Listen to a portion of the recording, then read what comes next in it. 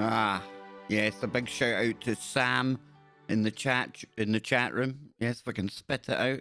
Can't think of a better way to start the day, wake and bake. Obviously, I'm talking about me, Baker, not baking, you know. But welcome back, everyone. I hope we are all safe and well. I'm checking in from Smart City, Glasgow. I'm good to go.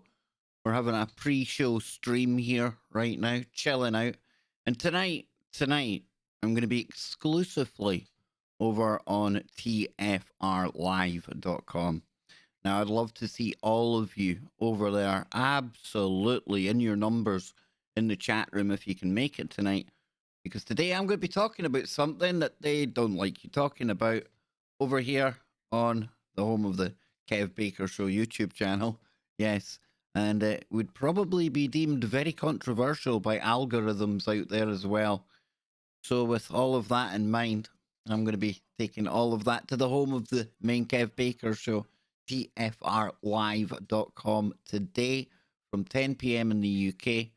That's 5 p.m. No, 7 p.m. No, I was right the first time. 5 p.m. on the East Coast, at 2 p.m. on the West Coast. It's going to be one of these days. I can feel it already. Can you feel it? I can feel it. We're going to be getting into some space woo. We've got some Pink Moon. You see, I can't sing, and I was intending to come on singing Blue Moon, but with Pink Moon. I'd never heard of the Pink Moon before.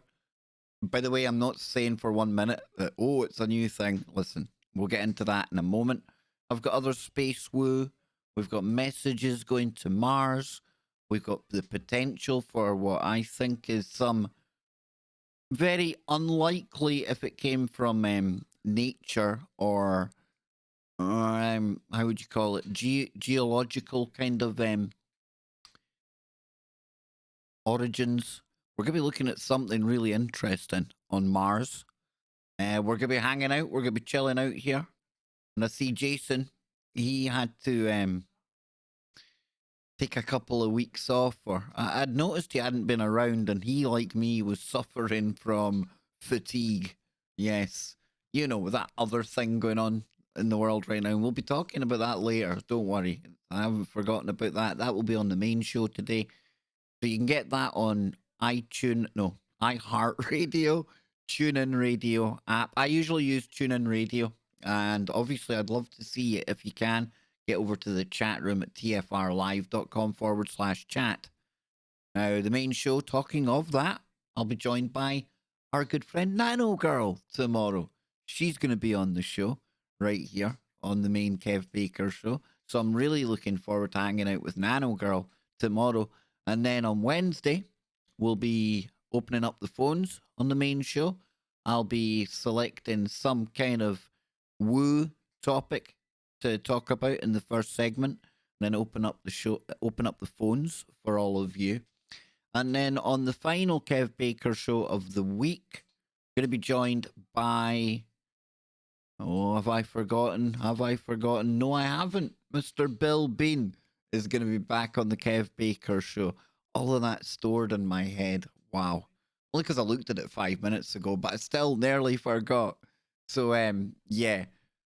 Really like it if you could be there tonight. Like I say, it's something I've been kind of looking into today. A few things I've lined up, and we're going to talk about it tonight, later on. Might be later on in the day, later on in the morning. I don't know where you are. We get listeners from so many places around the world. It's hard to keep up these days. It really, really is. So then, let's get into it, shall we?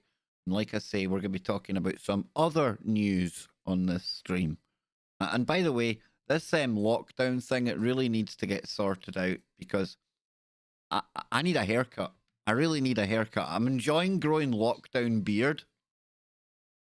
It's starting to get a bit of shape about it. That I'm loving. But the hair is out of control. So I tell you what, by the end of all of this, we'll get a good laugh because I'm going to be looking like a Neanderthal. I truly, truly am. I'm going to be like a Sasquatch.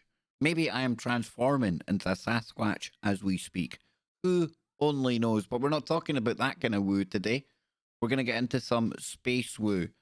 And last night, my mum commented to me that my brother had said to her So what's that? Second, third hand information. But he had said to her, wow, moon is absolutely huge right now. And I never really thought about it at the time. And then today, and I want to give a big shout out to David. Thank you very, very much. Yeah, my mum was mentioning my brother seen the moon very big. Didn't think anything of it because I know that from time to time the moon it appears bigger. You get the supermoons coming along, and I just assumed it was like any other supermoon. But then today, when I started looking for stuff to talk about, came across where is it now? Then here it is. Here, ta-da! Boom. So here it is. Here, what is a supermoon? I'm just going to read the first part of this. Then we're going to move on into other space woo. But if you see the moon big right now, this is why.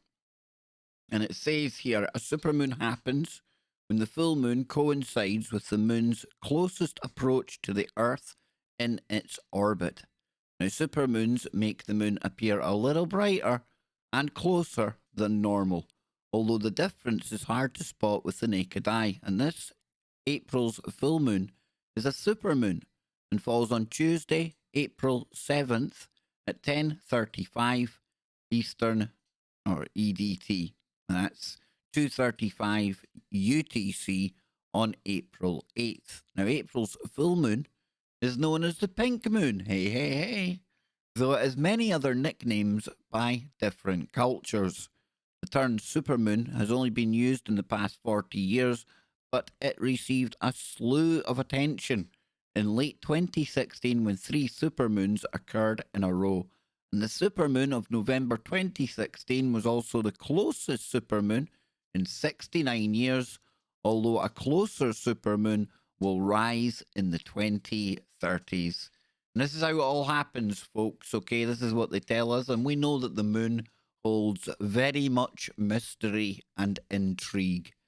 It really does, and that's without even getting in to the whole Apollo missions and the alleged landings and all of that stuff. Just the moon itself.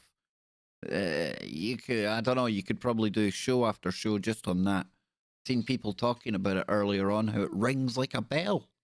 And it does. You know, the lacrosse mission where they literally fired a projectile into it? Yeah, it rang like a bell. Whatever that means, whatever that suggests about the inside of the moon, I don't know. But supermoons, the moon's orbit around the Earth is not a perfect circle. It has an average distance of, and it's an average distance, so it comes and it goes, it's further, and it's nearer at times, of 238,000 miles, and that's 382,900 kilometers, or 382,900 kilometers from Earth. But its apogee and perigee, the closest and farthest approaches from Earth, change every lunar month. Quote, the main reason why the orbit of the moon is not a perfect circle is that there are a lot of tidal or gravitational forces that are pulling on the moon, said NASA's Noah Petro, deputy science of the Lunar Reconnaissance Orbiter mission. And he added that the different gravities of the Earth, the moon, the Earth, sun, and planets all have an effect on the moon's orbit. Quote, you have all of these different gravitational forces pushing or pulling and pushing on the moon, which gives us opportunities to have these close passes. And it truly is, you know, that moon, I mean, look at it there. It's a thing that for me still holds a hell of a lot of unanswered questions, you know? And we were looking at a video last night with Scott Lopez. And wow, it was one of these Nikon cameras, Nikon 500, I think they call it. I might be wrong, but it zoomed right in on the moon, and you could tell it was looking through the atmosphere. There was that wavy effect and things, and these 3 objects. And when it was zoomed out, I mean, they just looked really tiny, like specks. But when zoomed in, because of the quality of that camera, it was quite profound. And listen, you can look at numerous things that have been filmed around the moon. And it does give you questions to ask, doesn't it? Or at least it does with me. And I think of the far side of the moon, the one that we never see. Um, the potential for things to be round there, because it's the unknown as well. Maybe our imaginations go a little bit wild, and that's okay.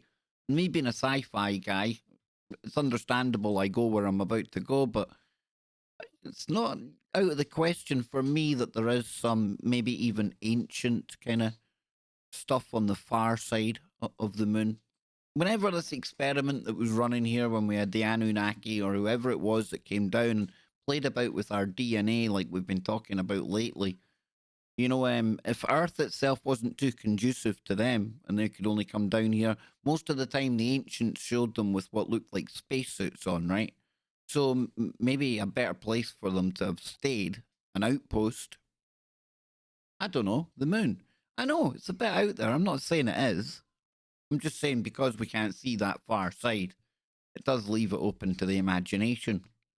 And who knows, I'm talking about ancient stuff. There may even be stuff up there that's pretty modern, pretty today. And I can never ever get away from Gary McKinnon, proudly a fellow Scotsman. It took a Scotsman to not hack into the NASA and Pentagon computers because it's really an affront to hacking to call having a password set as password as hacking in. So yeah, he gained access and he's seen a lot of interesting stuff. And some people might say, but Gary McKinnon is whacked out his head. Other people say, you know, he's just a fantasist. He's making a lot of it up. But the bit that I always leave people to think on is, well, listen, make of Gary McKinnon what you will. Look at how the American government were pursuing him and really wanted to see him doing some serious hard time, like serious hard time for whatever it is they perceived he may have seen. So yeah, I do keep an open mind on the moon. And the one thing that always baffles me, I can't remember the first person who really pointed it out, who really connected the dots that should have connected anyway. But when you have that eclipse, you know, the solar eclipse, and the moon passes in front of the sun, and come on, what is the odds, right, that we just happen to have our one major satellite? I say one major satellite because they found another moon a couple of weeks ago. Remember that little rock they found in an orbit? But yeah, it just happens to be the right size so that when it passes in front of this gargantuan object, a big, huge number that I can't even imagine of kilometers away, it just fits it perfectly and we get that lovely effect. Well, dang. That is a lot of things lining up and coming together for that effect to happen randomly. That's all I am saying. Make of that what you will. But we have got more space woo to get into. And I mentioned NASA there, and I imagine a lot of people in the audience, we probably lost them at that point. They probably rolled their eyes and went, that Kev Bakery's a NASA shill. We're out of here. That's okay. It's perfectly fine. I get it. But we're going to stick with another NASA story next, and it's really weird. Or I think it's really weird anyway. And Mysterious Universe this time. Surprise, surprise, I hear you say. NASA's new Mars rover carries yet another message to extraterrestrials. So this here from a tweet, I take it. Some of you spotted the special message I'm carrying to Mars long ago with the 10.9 plus million names you all sent in. Explore as one is written in Morse code in the sun's rays, which connect our home planet with the one I'll explore. Together, we preserve. I should really have had some really kind of profound Space Force music to come in after that or something, but no, I don't. On March 30th, NASA let the world know via tweet that its next Mars rover, Perseverance, will carry the names of 10.9 million people etched on 3 silicon chips. Essays of the 155 finalists in the NASA's Name the Rover contest, and a small plaque with a picture of the Sun, Earth, and Mars, and a message, Explore as one, written in Morse code. And as the author of this article says, Morse code? Are Martians still in the telegraph age? Now let's break this down. 10.9 million people's names etched onto 3 silicon chips. Now, I haven't read any further down the article. I got that far today. I got as far as that when I was looking at this, and I thought, well, we're going to find out together what that's all about. But I mean, talk about sending out a menu to any hostile race that might be, living under the surface of Mars or something. A really individualized menu. Here's the profiles of everyone on Earth. Take your pick. Have your whack. 10.9 million people. And the Morse code. Really? I mean, I've done Morse code in the army. It was absolutely soul destroying. But I can remember the pain of learning that madness, and to this day, it's still brainwashed in there. Da-dee-da-da-da-da-da-da-da-da-da. Anyone that knows Morse code will probably have laughed there. But listen, why are we sending like Morse code messages to Mars? Can anyone just like? I mean, this must be like some multi-billion-dollar mission, and we're putting Morse code in our message to Mars. And sending this rover to Mars, you've got a picture of the sun, the Earth, the Mars, and yeah, I mean, if anyone is to find this rover, I think they probably, well, maybe they don't know about Earth. I would say they know about the sun. I don't know. Is this just not really weird? So it goes on to say that this isn't the first cryptic message NASA has left for extraterrestrials. In 1969, the Apollo 11 astronauts carried a silicon disc the size of a 50-cent piece. Ask your grandpa how big that is. Containing goodwill messages from leaders of 73 countries. And that's the US and its Cold War allies. And the names of the leaders of Congress, the 4 committees of the House and Senate responsible for legislation related to NASA, and NASA's current and past administrators. Buzz Aldrin, interesting character, crazy old Buzz, dropped it on the lunar surface after being reminded by Neil Armstrong right before they left the moon. It's probably covered in dust by now. There's a picture of it right there. So equally famous and easier to interpret were the Pioneer plaques etched to Pioneer 10 and 11, the first Earth ships that we know of to have left the solar system. Now, they contained a picture of a naked human couple. Again, to any hungry aliens out there, take a look at what we've got on offer at Cafe Earth. Oh, wow. Designed by Carl Sagan and drawn by his wife, along with illustrations intended to show where Earth is. As it's like on the, the solar superhighway.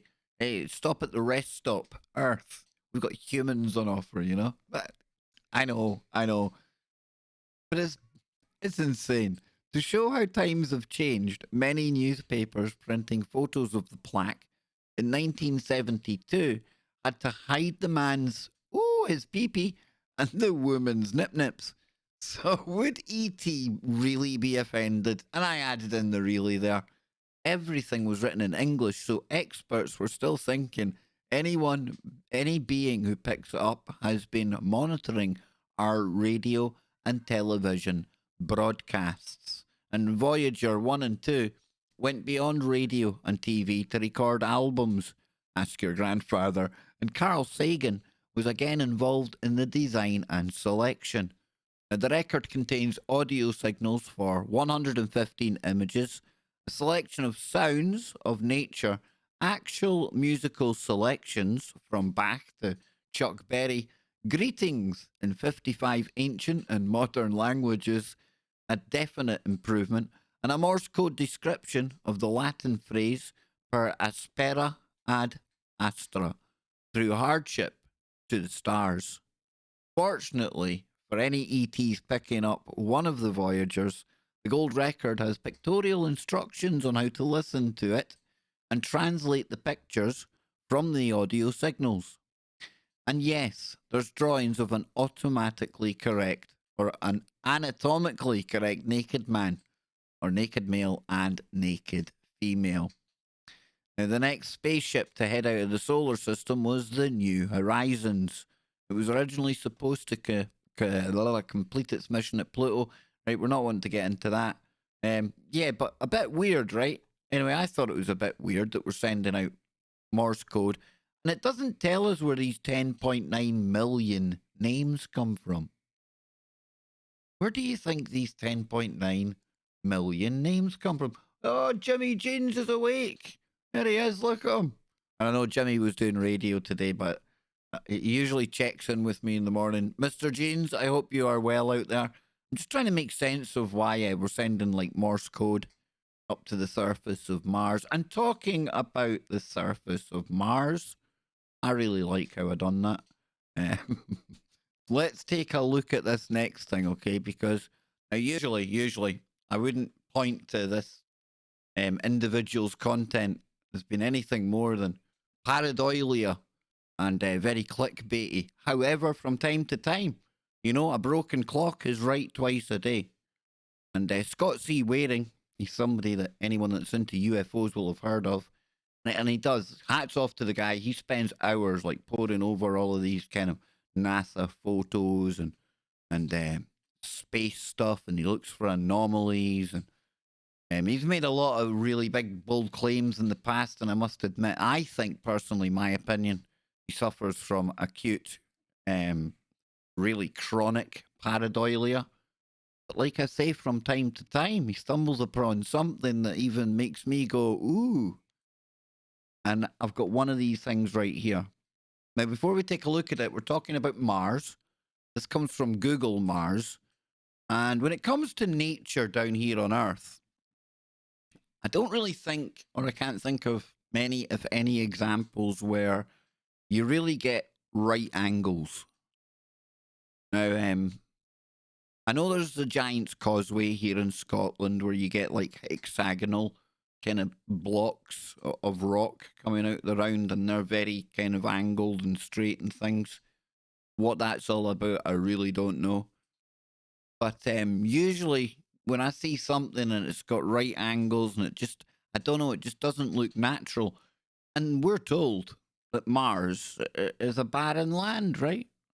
There's nothing been there. There's nothing there now. And that really is why I think it's worth taking a little look at just this thing that Scott C. Waring has found this time. So if I bring us over here and I unmute this, no, it's ready to unmute. And if I pull it back a little bit, here we go. Find it right now by yourself. Can you find it? Do you see the large black doorway? Let me show you where it is. It's right here. Right above my cursor is a large black doorway into a hillside. I mean, that is totally not natural. That does not look like a natural made hillside or mountain. I mean, there's a huge doorway on one side, and you can see the darkness within. Let's try to make that a little bit bigger. How's that? Now let's pause it there. Now, I do find this interesting, but that doesn't mean I'm thinking it's conclusive. And when we're looking at these pictures, you know, again, our eyes are looking at something and it's struggling to find something familiar. It works on patterns, pattern recognition, just the same as the AI's been trained to look for patterns as well, right? And when we're looking at that, for me, there is something kind of weird about the way the light's hitting off this that makes it look like it might be straight. And this thing on the bottom that he's talking about where his cursor's near, I mean, he calls it a doorway. I mean, it's anomalous, right? It looks like there's almost, because the light's coming in and then for some reason it's almost been cut out of there. And I don't know, it just looks weird. And it does look somewhat similar to the bunkers that we have, the entrances to underground bunkers up here on Earth. Clear bunker. The images. Try to think of the outside of them. You see? Yeah, like that. it goes in, it's dug in. Now, again, I'm not saying that is, but again, it was a good find by him, and I definitely thought it was worth looking at here. I'm going to shove on some tunes. I'm going to let the chat roll. I want to get your thoughts on this one then, folks. So, listen, I'm not going to say is it an alien base or anything like that, but is it something you think is interesting? One, it's interesting. Two, it's a load of bunk. One, interesting. Two, bunk. Let me know what you think. I'll be back in a moment with the ones and the twos. One, true, or one, it's woo. Two, it's not. I'm going to write it down this time so I don't forget. Yeah, even Anne says don't forget that. Write it down. I forgot last time, remember? I'm a bit of a doofus, but that's why you love me.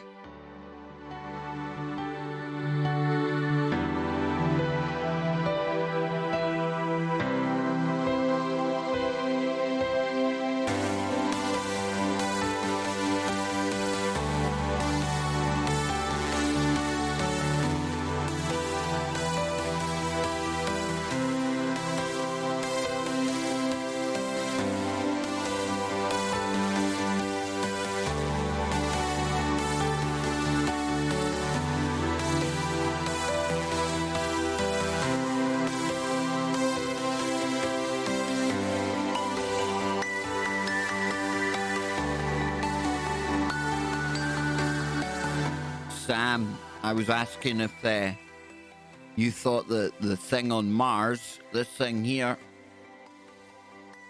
that thing there, does that look natural? Number one, it's woo. And I'm not, we can get into that. Or number two, trick of the eye, pareidolia. Nothing to see here. One, woo. Two, not for you. I like that.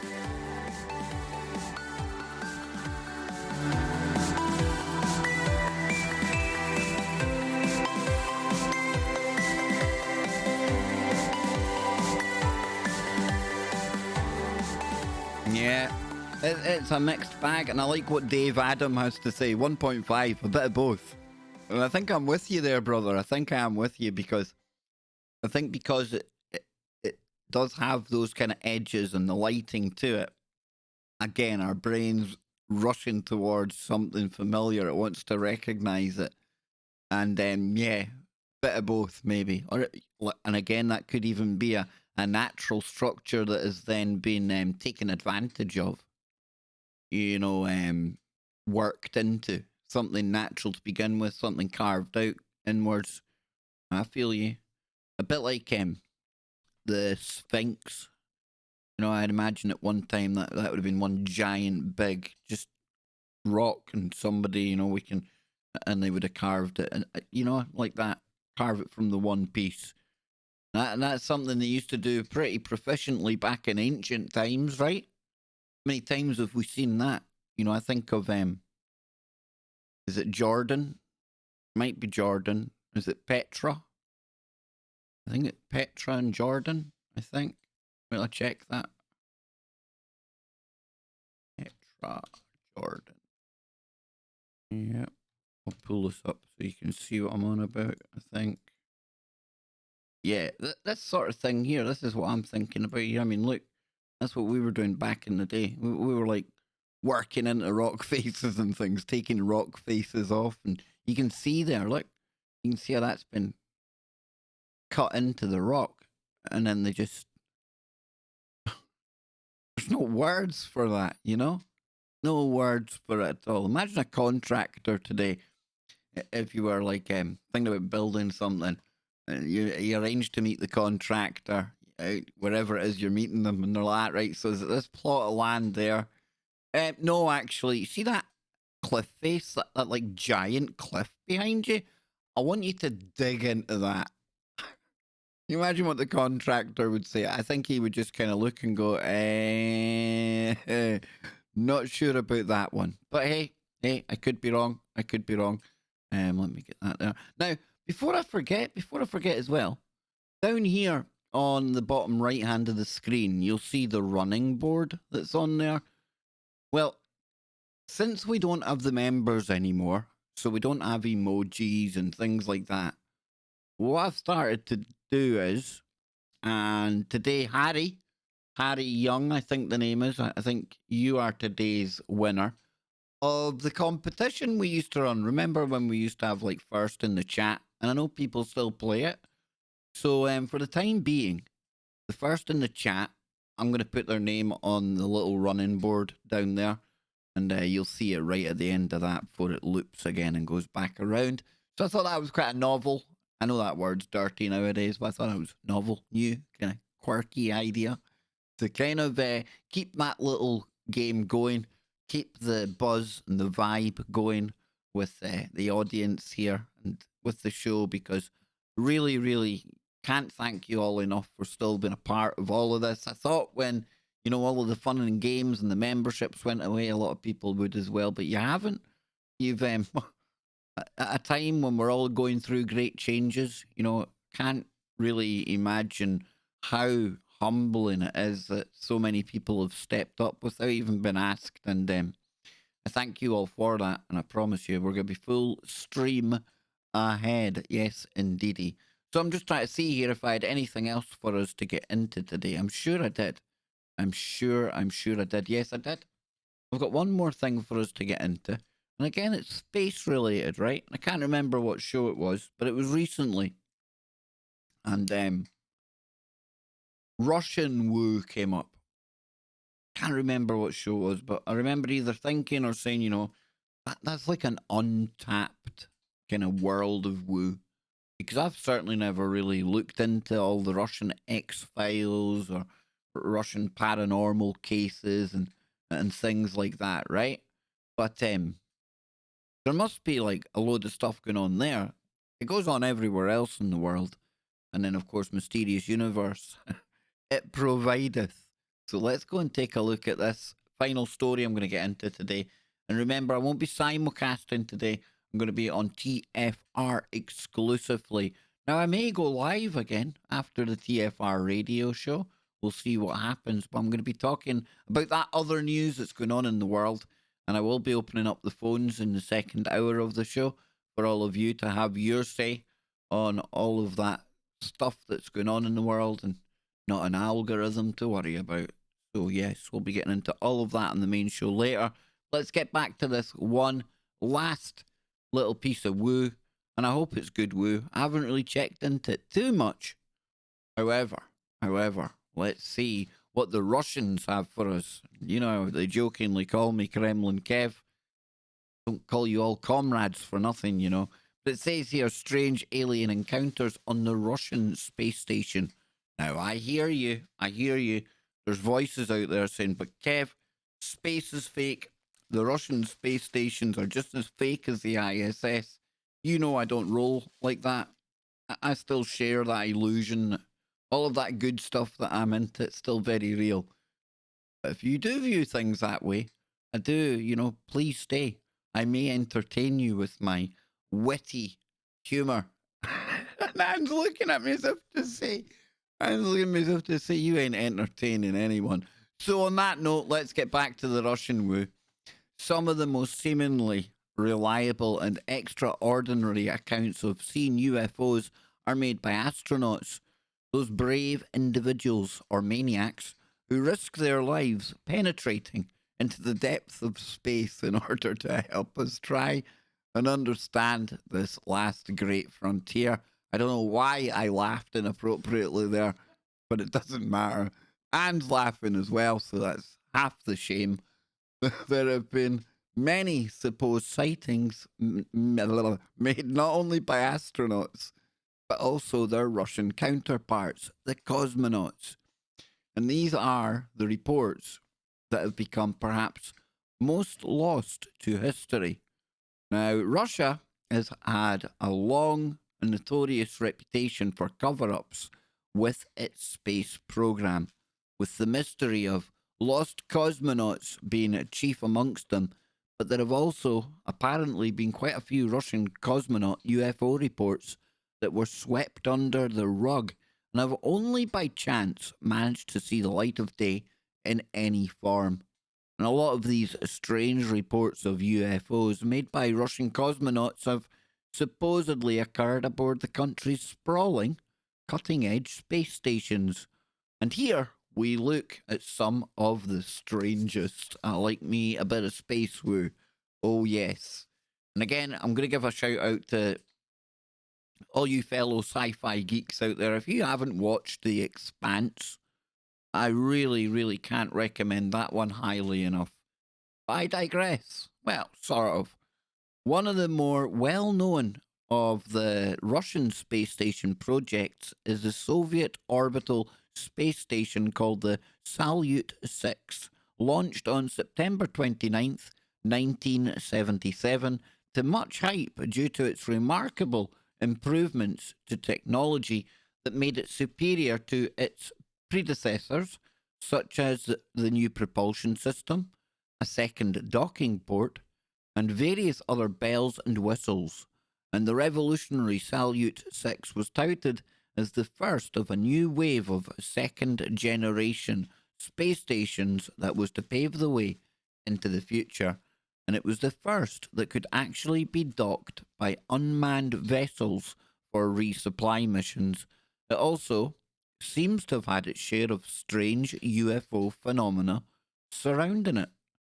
And one such incident was mentioned in an article in Fate magazine and was apparently brought to light through a dossier from the archives of the old Soviet Ministry of Defense, as well as a document called Thread 3.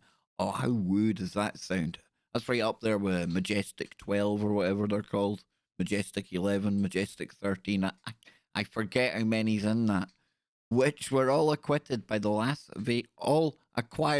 acquitted. I don't think they ever stood on trial, no, but they were acquired by the Las Vegas KLAS TV journalist George Knapp in 1992. Big shout out to George Knapp.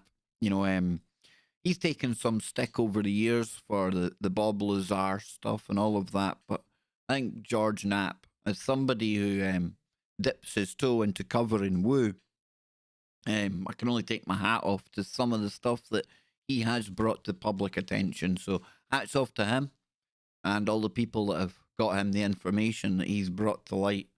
So the documents are full of all sorts of strange encounters with UFOs, and one of them was allegedly experienced on June the 7th, 1978, by cosmonauts Vladimir Kovalenok, Kovalenok, and Alexander Ivanchenko. Now, on this day, an object was observed to be flying under the space station and somewhat matched their speed, as if it was observing them. And Kovalenok, I've really got problems with that name, Kovalenok would say of it to his control center at the time. And I'm really... No. I think I should do it in that voice. Kremlin, Kremlin, on the right, at an angle of 30 degrees, there is an object flying under us. It's something very much like a tennis ball, bright as a flaring up star. Its rate is low than ours.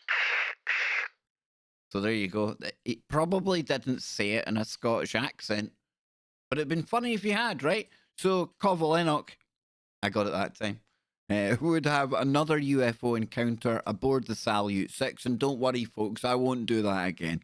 In May of 1981, when he saw an object near the space station that seemed to be pulsating and moving erratically as it seemingly followed them. He would say of what he saw in an interview with Italian reporter Giorgio Bongiovanni on May 5th, 1981, we were in orbit in the Salyut 6. I saw an object that didn't resemble any cosmic objects that I'm familiar with. It was a round object which resembled a melon, round and a bit elongated. In front of this object was something that resembled a gyrating, depressed cone. I can draw it, it's difficult to describe. Now, the object resembles a barbell. I saw it becoming transparent and like with a body inside. At the other end, I saw something like gas discharging, like a reactive object. And something happened that is very difficult for me to describe from the point of view of physics. I have to recognize that it did not have an artificial origin. It was not artificial because an artificial object couldn't attain this form. I don't know of anything that can make this movement tightening, then expanding, pulsating. Then, as I was observing, something happened. Two explosions. One explosion, and then 0.5 seconds later, the second part exploded. I called my colleague Victor, but he didn't arrive in time to see anything. Now, what are the particulars? First conclusion, the object moved in a suborbital path. Otherwise, I wouldn't have been able to see it. And there were two clouds, more like smoke, that formed a barbell. It came near me, and I watched it. Then we entered into the shade for 2 or 3 minutes after this happened. When we came out of the shade, we didn't see anything. But during a certain time, we in the craft were moving together. Wow. Now, another curious account from the Salyut 6 allegedly happened in 1980 and was witnessed by cosmonauts Valery Ryumin and Leonid Popov. Now, the cosmonauts at the time claimed that they had observed a, quote, cluster of white, shiny spots taking off into space from the general area of Moscow and even obtained photographic evidence of it.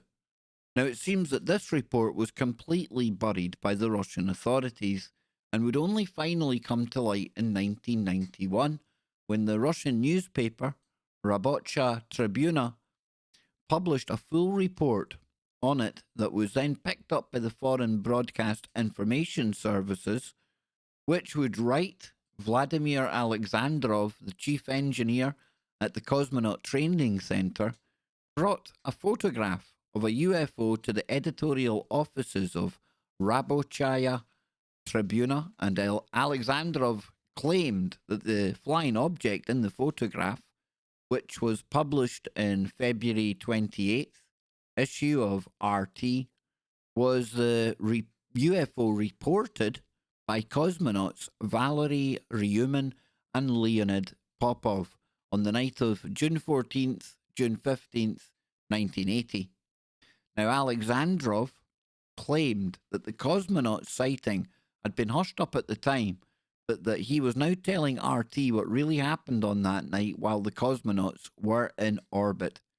He said that a cluster of white, shining spots started to climb up into space from a region near Moscow and actually flew up higher than the cosmonaut spacecraft, the Salyut 6, according to Ryumin and Popov, and the UFO was observed around midnight. Wow. Now, imagine if we had people on the ISS that were coming back and saying this. It'd be pretty big news, right? And for me, astronauts that talk about these things, they do so with a very, very heavy price to pay, I would imagine, especially in a communist type country, right? Back in the day, what he's talking about here. And I don't know, it's like pilots. I definitely attach a bigger credibility to anything that a cosmonaut or an astronaut saying. A, that they've got so much time, air experience under their belt, so they know flying things, they know what craft are. B, that they're all highly intelligent. C, they're the people going into space. If anyone's going to see something up close and personal, you would expect it to be people going into space. And some of them are brave enough to come forward and tell us from time to time. Yeah, this here, wow, very cool Russian X-File woo. Unfortunately, or perhaps conveniently for some, the photo mentioned here has somehow disappeared and is supposedly quite elusive. Now, for their part, Russian authorities insist that this was merely a standard satellite launch. But wouldn't two cosmonauts know that if that was true. Well, strange experiences like this would plague cosmonauts right up to the next phase of the Salyut program. And in April of 1982, and remember, folks, the world was a way different place back then, right?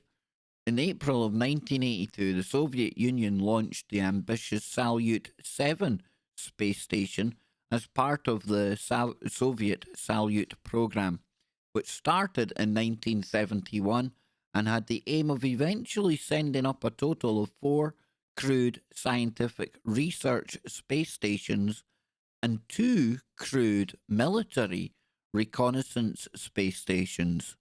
Now, the last to be launched in the program and a precursor to the Mir station, the Salyut 7 was the 10th space station ever put into orbit by mankind and was designed to serve as a sort of test of a new system of modular space stations, which entailed the ability to attach new modules to expand the station or adapt it to whatever functions was required, as well as an outpost for various off-planet experiments. Now, the Salyut 7 would end up staying in orbit for a total of 8 to 10 months, which up until that time was the longest such a station had ever remained in continuous orbit. It is also known for a very bizarre series of bizarre, unexplained events witnessed by the crew.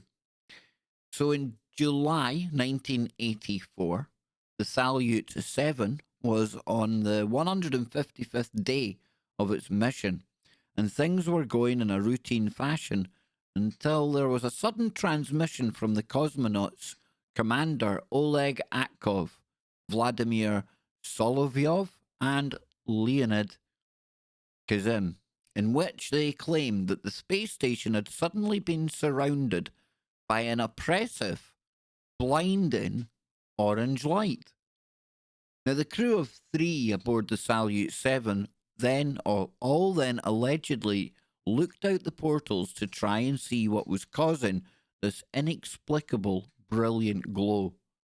At this point, they would witness probably the last thing they had expected to see out there.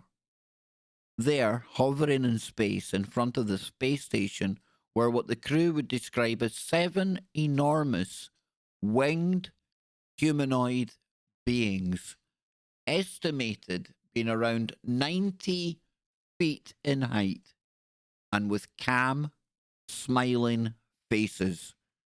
And it was from these bizarre entities that the ethereal light was apparently emanating.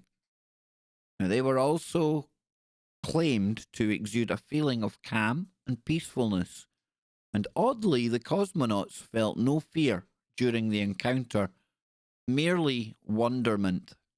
Now, according to the witnesses, the colossal apparitions, which they described as angels, what else comes to mind when you're describing 90-foot winged things, entities that are emanating bright light and you feel good, matched the speed of the station, remaining in the same position for around 10 minutes before fading away.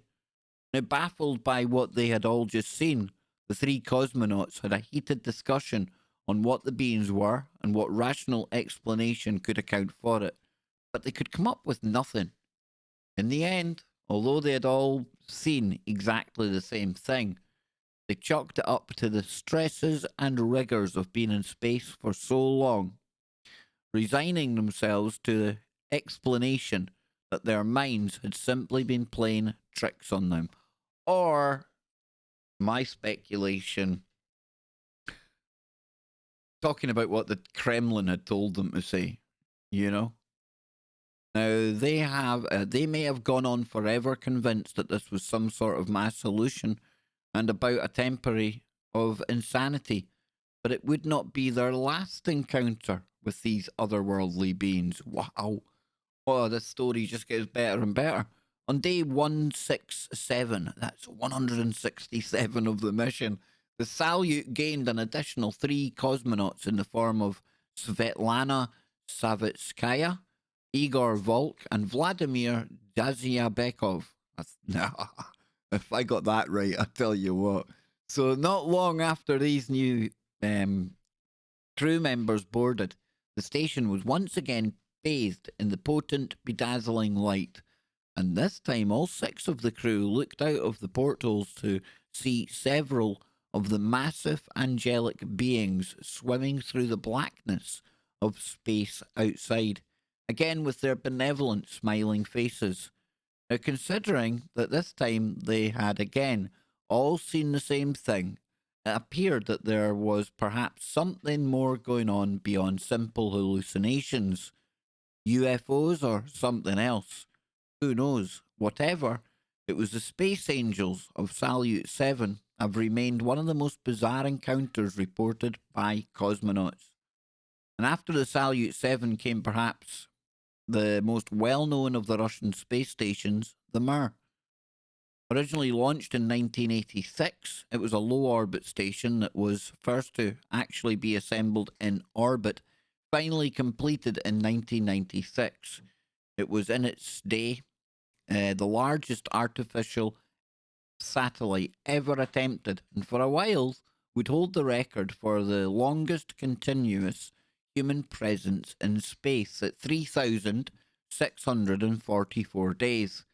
Now, it was meant to be the next stage in the development of space stations, and it was until it was eventually surpassed by the ISS. And of course, it also had its share of strangeness reported by its crew.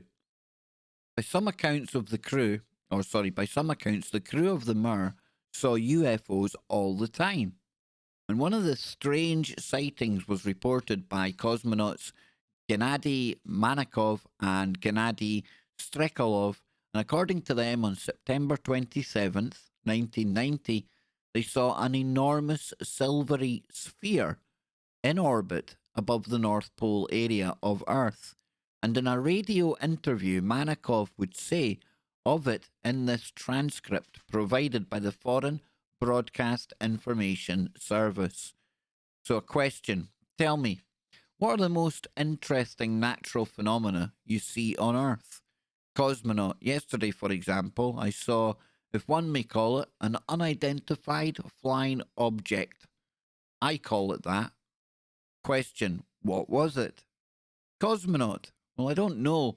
It was a great silvery sphere and it was iridescent.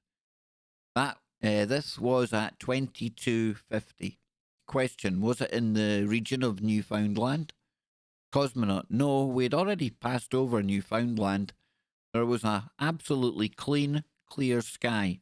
It's difficult to determine, but the object was at great altitude over the Earth, perhaps 20 to 30 kilometres.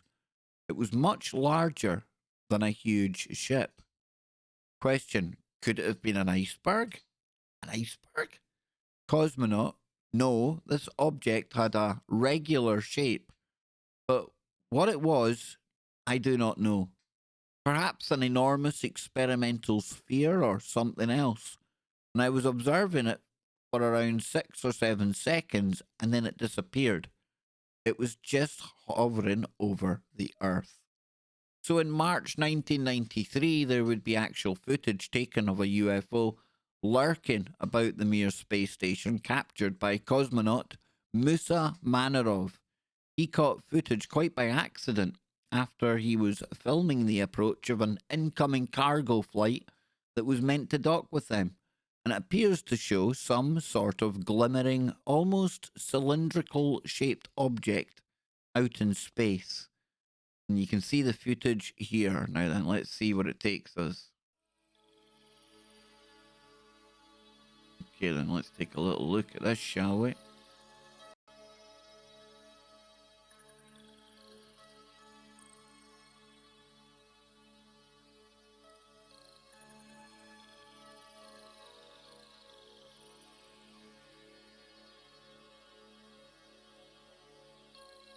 It looks like a rocket of some kind. Come on. Right. Bizarre. And of course, it took us away from our story, but it's okay. We'll get back there. So, there are certainly other reports from over the decades from cosmonauts aboard these space stations but it's remarkable just how well they have managed to be covered up, and in some cases completely erased. Well, I don't find it remarkable because I think you find in most countries things like this are covered up, in my opinion. Anyway, wouldn't you agree? I think everyone would agree on that. You don't call them the X-Files for nothing. These are the things we want disclosed, you know? So it says here, getting any sort of UFO reports from the Cold War era, or even just from Soviet or Russian files in general, seems to be an almost hopeless endeavour, considering the secrecy that has been thrown over it all. Are all of these accounts, as the Russian authorities would like us to believe, merely misidentifications of space junk, launches, and other atmospheric phenomena? Well, is it? Or is it something more to all of it? Wouldn't trained cosmonauts know if what they were seeing was something mundane in nature? How do we explain such reports as we have looked at here? It is intriguing to think that these are likely just the tip of the iceberg, and no matter what one may think of it all, there certainly seems to be something strange going on up in space. Oh yes, indeed, there is. I thought that was pretty good, actually. I think maybe one night this week or next, we'll probably take a little dive into more Russian X-Tile. Probably better sticking with the X-File type stuff. I'm going to shove on some music. I'm going to get a drink of my coffee. And we'll be back in a moment. I'll chill out, see what the chat are saying. And then I will leave you all. And today, remember, no simulcast today. I'm going to be on tfrlive.com. Try and get to tfrlive.com/chat. I'd love to see hundreds of you over there. That'd be awesome. And reason being, this is something that definitely isn't to be said on the YouTube channel. The topics we're going into tonight, the other news out there, yeah, definitely best kept for the home of KBS, and we'll be there in just over or just under 90 minutes. So, yeah, I'm going to shove on some tunes. I'll come and see what the chat room's saying quickly, and then I will let you all get back to it, and I'll be on the radio to go over some of the stuff that I've been looking at today and some of the things that have been in my mind for some time now. Yeah, we'll be talking about that other news. So I'll be back in a moment, folks. Don't go anywhere.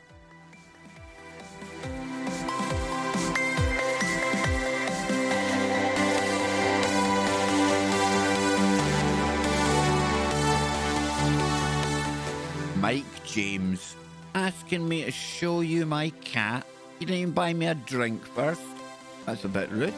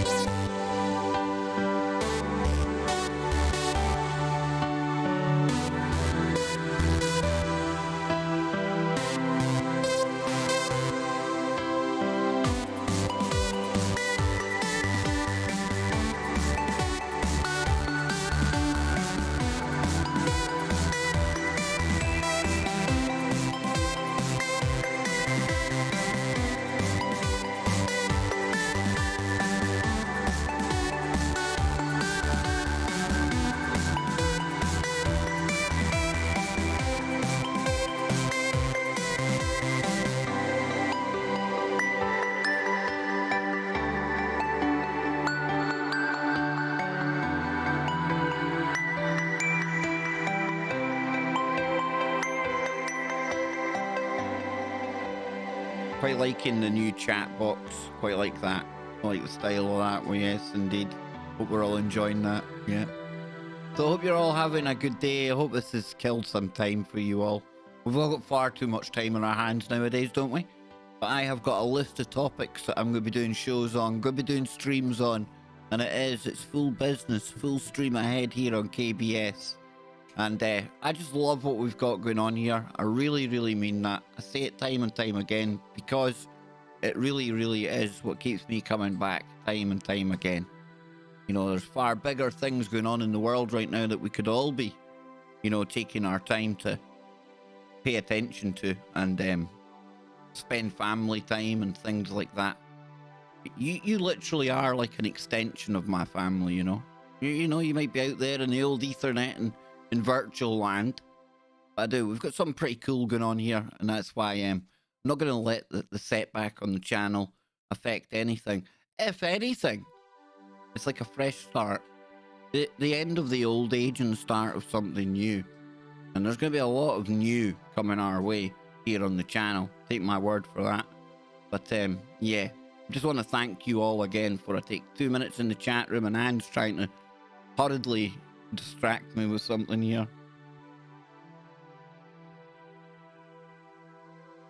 Wow. Yeah, Boris Johnson, he's just been taken to intensive care.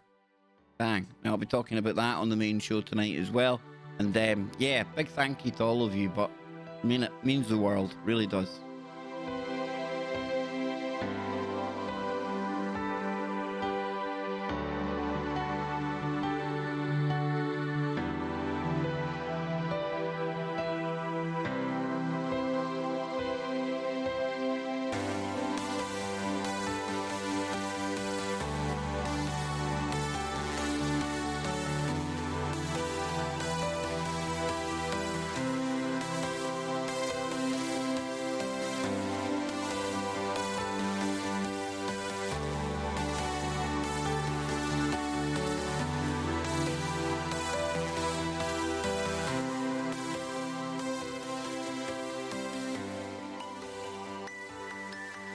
Yes, exactly, Queen. We are all like family here. Yes, indeedy.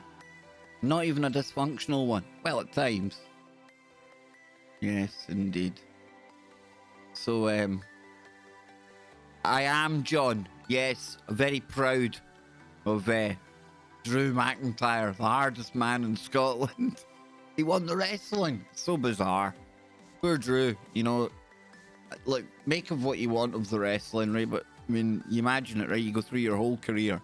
If you're a wrestler, your dream is like headlining WrestleMania. All those fans going absolutely crazy for you. You know, your music coming on, coming out to that. I mean, that's the moment of a lifetime for anyone in that game, right? And then the guy from Scotland, the guy that was touted years ago to be the world champ, the year he gets there, all of this is going on, and I don't know. The wee man, he absolutely loves his wrestling, even now. And he knows it's as fake as a £15 note, you know. But he still loves it and things, so I sit and watch it with him. And yeah, it's just quite surreal, you know. And it just shows you the energy of a crowd. Because you start to take it for granted. You watch sport all the time, football, you hear the crowd. It's just there. It's part of the game, part of the experience. And then all of a sudden that's gone, taken away. And I've watched a few games in the past where, for whatever reason, football's been played behind closed doors. Fans have been banned for getting a bit boisterous or whatever it is. And it changes it. But the wrestling, it's quite bizarre. It's surreal. That's the times we're living in now, you know. New times, surreal times. So yes, what else is happening in the chat room?